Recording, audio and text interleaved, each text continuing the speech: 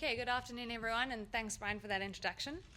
So today I'd like to sort of go through three main topics. So the first would be to spend a little bit of time talking about Kapa Biosystems directed evolution technology, just a recap of what Brian said, and then go into further detail looking at Kapa Biosystems genotyping solutions specifically for crude sample PCR and qPCR.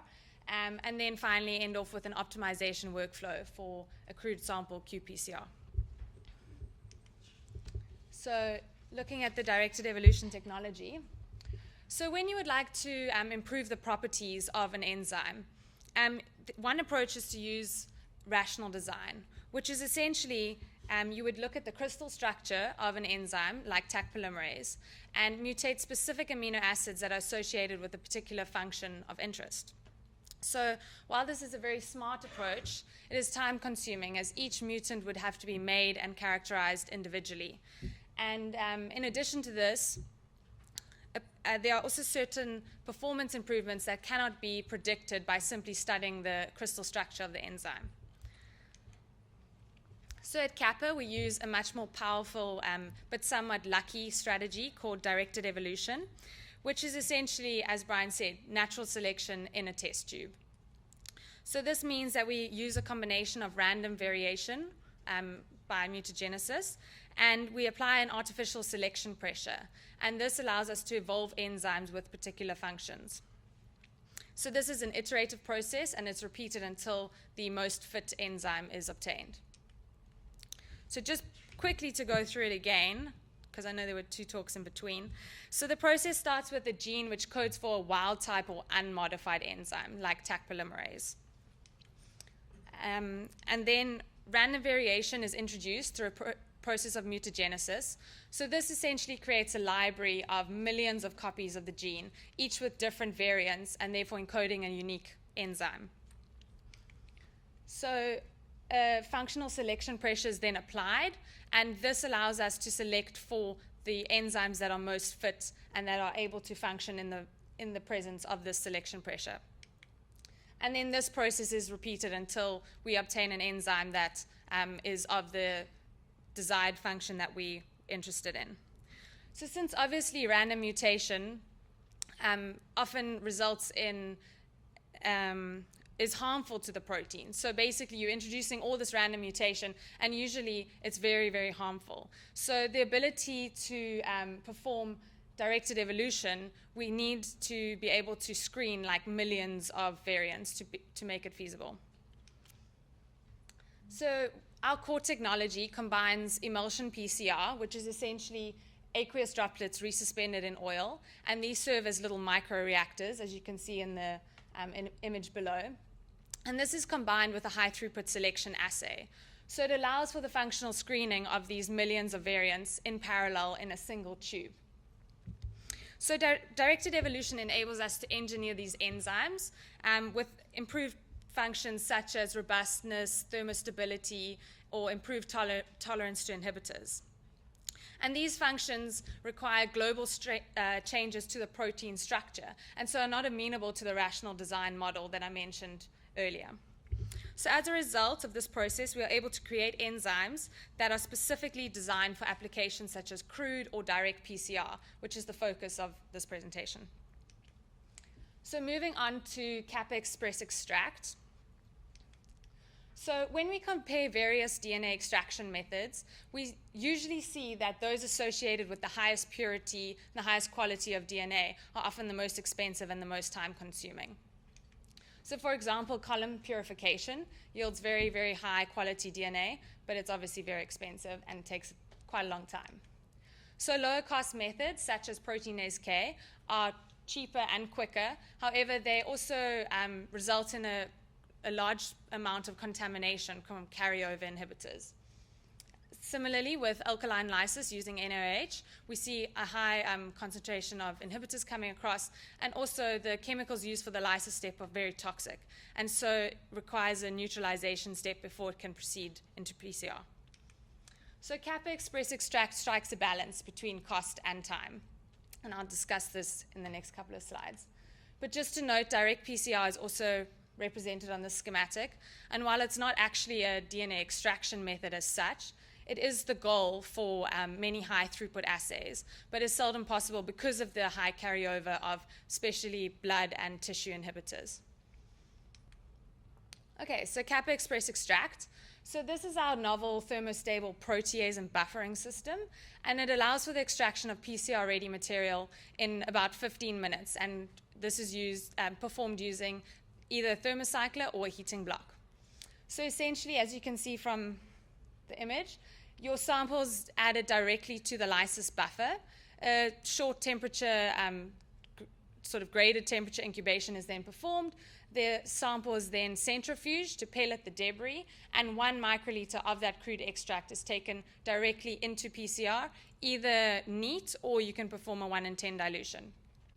So as you can see, the DNA extraction is performed in a single tube, and this also obviously sort of reduces the risk of sample loss as well as contamination. Okay, so in addition to its ability to rapidly extract DNA, Kappa Express Extract is also versatile across a range of sample types and yields very, very high quality DNA, as you can see in the gel image. So genotyping workflows often begin with animal samples, such as hair follicles, blood, tissue punches, etc. So these can, as you can see from the image, these can all be efficiently extracted with Kappa Express Extract. So these samples are then taken directly into Sanger sequencing for a species identification assay, where they sequence the cytochrome C oxidase 1 gene, and as you can see, yields very high quality data. So moving on to KAPA3G Plant.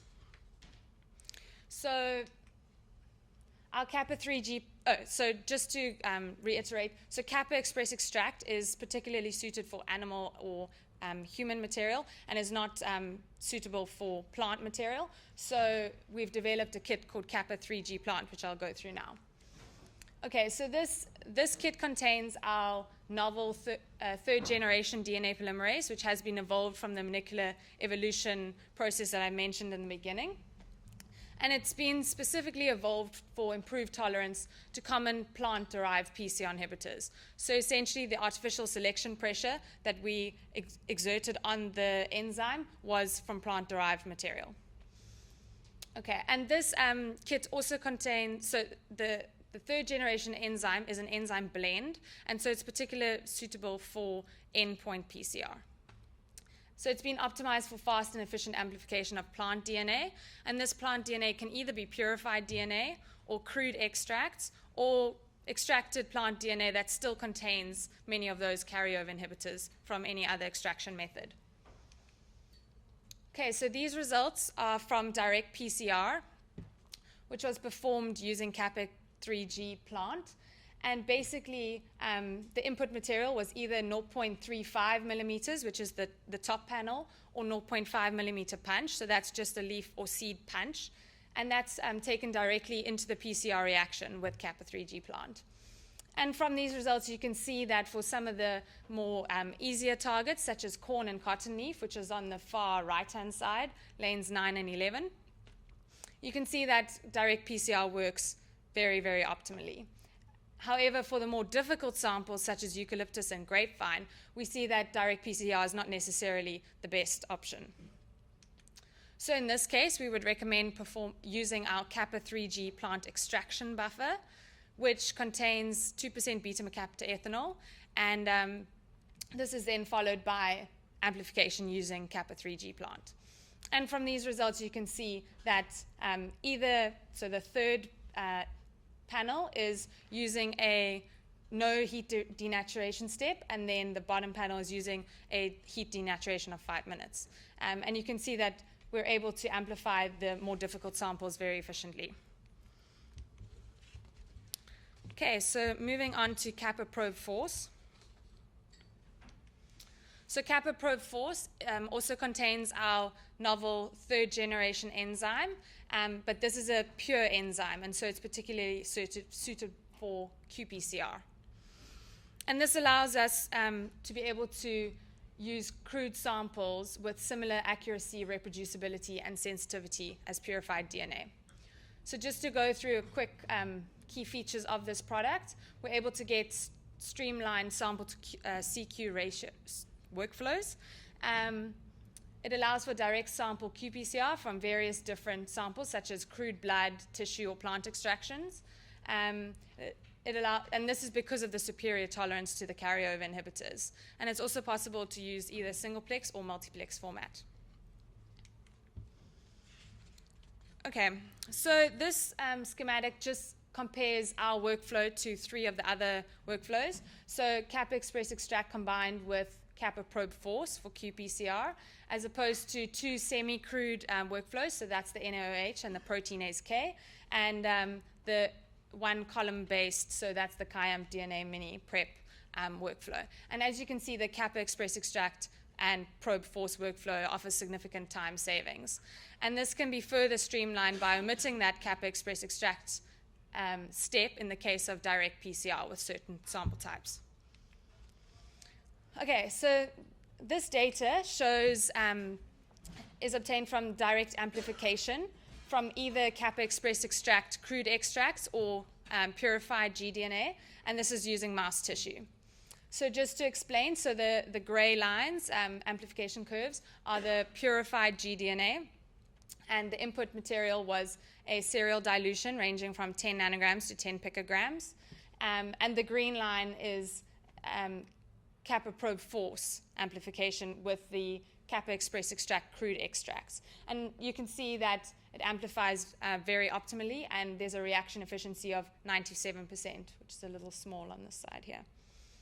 Okay, and then similarly, the same experiment was performed using grapevine leaf DNA. So again, the purified DNA is the gray lines, and the input dilution series was from 10 nanograms down to 8 picograms. And the green lines represent either direct PCR, qPCR, which is the first green line, or the second set of green lines, which indicates crude lysate. So these were ranging between 0.5 to 2 centimeters of leaf sample in a crude extract. Okay, so this image shows results obtained from a qPCR experiment. So I'll just go through it in a bit of detail because it's a bit complicated. So basically, KAPA Probe Force was compared to our top 5 competitors in the market, and the control DNA was human gDNA in this case. And so the gray bars indicate the CT value for the purified sample. Okay, and then these results were compared to inhibited samples with common blood-derived PCR inhibitors, such as citrate, EDTA, ferritin, on the left-hand side. So the colorful blocks indicate the difference in CQ values between the purified sample and the inhibited sample. So the green blocks indicate a difference in CQ of less than 1. The yellow is 1 to 2, the orange block is 2 to 3, and the pink block is more than 3 delta CQ value. Okay, so where there's a gray block with pink writing, this indicates that detection failed. So either there was no amplification indicated by the NA, or otherwise it indicates the lowest concentration at which a CQ value at less than 45 cycles was detected. So just to summarize, KAPA Probe Force either outperforms the competitors or is equivalent for all these blood-derived inhibitors. Okay, and then moving on to purified mouse DNA was used as a control with inhibited samples with common tissue inhibitors, such as collagen, myoglobin, melanin. And again, you can see that KAPA Probe Force outperforms all of the other 5 competitors, specifically with calcium chloride and DMEM. And then lastly, these are plant-derived inhibitors, which are listed polyphenols and humeric acid, as well as extraction inhibitors. So these are common extraction inhibitors, such as ethanol or sodium chloride. And again, we see that KAPA Probe Force is either equivalent or outperforms the competitors, specifically for sodium chloride. Okay. And then just to summarize, so KAPA probe force is able to maintain a very high reaction efficiency in the presence of many of these PCR inhibitors, with reaction efficiencies of between 90 and 110%. And then lastly for this section, just to indicate KAPA probe force in multiplex formats. So we've listed 3 of the top competitors against KAPA probe force. So KAPA probe force is indicated in green. And as you can see again, KAPA probe force performs optimally and is able to multiplex samples very efficiently. And then lastly, moving on to an optimization workflow of crude sample qPCR. Many of our customers are currently using KAPA probe force for the detection of transgenes. And so just to recap, a transgene is essentially either a gene or genetic material that is transferred either naturally or a process of genetic engineering from one organism to the other. So the introduction of a transgene has a potential to change the phenotype of that organism, and so it's of particular interest to many researchers. So in this case, this is just an example, we're looking at the detection of different transgenes in 2 different plant species. And so the key optimization parameters would be to look at cycling conditions and input amount. So in order to assist our customers with optimizing their crude or purified qPCR assays, we typically perform 2 different experiments. So the first experiment would be to use our KAPA probe force recommended cycling conditions. So these are found in our technical data sheets as well. And this includes an upfront denaturation step of 98 degrees for 5 minutes. And typically we would use input of 10 nanograms per reaction or less. So we would compare these results to those from the second experiment. So the second experiment would be to replicate the customer's data that they're currently seeing. So using their cycling conditions, which are usually the ABI cycling conditions, as this is generally the gold standard for many qPCR assays at the moment, which includes longer cycling and a 95-degree denaturation. And then the input would be to use whatever the customer specifications are at that point. So these results show for plant species 1, this is the first assay, and basically what we see here is that there is no difference between the detection of the percentage of the transgene between the KAPA cycling conditions and the customer's cycling conditions, which are vastly different, as you saw on the previous slide. And this just highlights the robustness of this enzyme, that even though it wasn't designed to work optimally at those cycling conditions, for some assays it does prove to be successful. But that's not always the case. So when we move on to the crude material for the same sample, we see that specifically for gene A, we see that there's a difference between the percentage of detection. And so this assay would require further optimization. And because this data is preliminary and optimization is ongoing, the next steps would be to look at either input amount or adjusting the cycling conditions further or trying to get the assay optimized. Okay, so for assay number 2, again using purified material from the same plant species, we see there's a slight difference between the results obtained between the 2 cycling conditions. However, for the crude material, it looks pretty similar. So we're not seeing a vast difference between the 2. And this is just an example of an assay where purified and crude material gives similar results. And so not too much optimization would be required for this experiment, for these results, depending on obviously the customer's specifications and what they're looking for. And then lastly, this is from plant species number 2, so another assay, where we see quite a significant difference between the percentage detection between the 2 cycling conditions. And at this point, we wouldn't even move on to the crude material until we've optimized the purified material properly or satisfactorily. Okay, so just looking at the next steps for optimization, so what we would highly recommend is either using the KAPA probe force optimal cycling conditions, and then trying to look possibly at looking at different annealing temperatures. Otherwise, including a 98-degree in-step or in-cycling denaturation step, which is often proved successful for very difficult targets. And also performing a titration of input material, which is always useful. So if these two main areas of optimization are not proving to be successful, we would then move on to gain optimization, which is obviously instrument dependent. And so, for example, the ABI or the light cycler instruments do not allow for gain optimization as they're calibrated using external plates, whereas the rotor gene does allow for this. And so we could play around with the gain settings, specifically for multiplex assays, where more than one channel is being used. Otherwise, looking at the primer probe ratios, also again specifically for multiplex assays.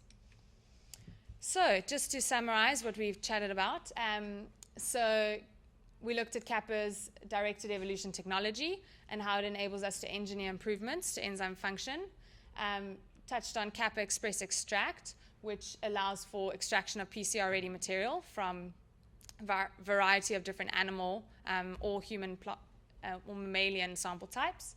And then looked at KAPA3G Plant, which provides improved tolerance to common plant-derived PCR inhibitors, specifically for endpoint PCR.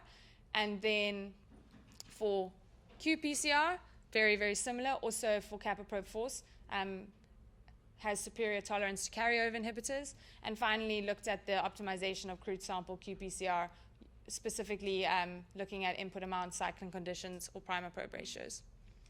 And then I just want to leave this up quickly. So if anyone, so we've sort of pride ourselves on our Kapa technical support, and we have a 24-hour turnaround time. So if you email Kapa support at kapabiosystems.com, we will get back to you within a day. And we're more than happy to help out if you have any results that you're not too sure, require some optimization help, or just want further information. So if you're interested in a product and you just want to maybe see if we've done it before or used it for a specific application, we're happy to help out and also get our R&D guys involved if we're not able to answer your questions specifically. So yeah, thanks so much.